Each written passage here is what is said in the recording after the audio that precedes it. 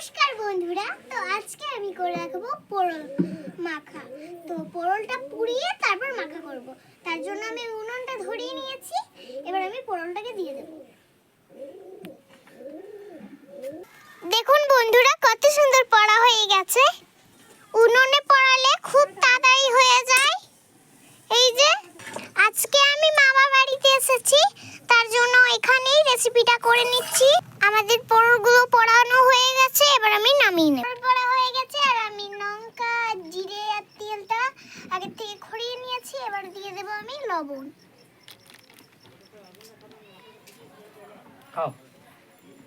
এবার দিয়ে দেব শুকনো লঙ্কা, জিরে আর তেল দিয়ে দেব।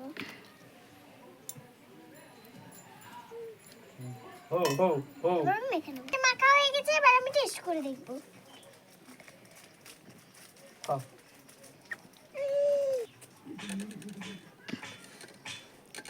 দারুণ হয়েছে বন্ধুরা, সুপার। যদি ভিডিওটা ভালো লাগে থাকে লাইক সাবস্ক্রাইব অবশ্যই করে দেবেন। Tata bye bye.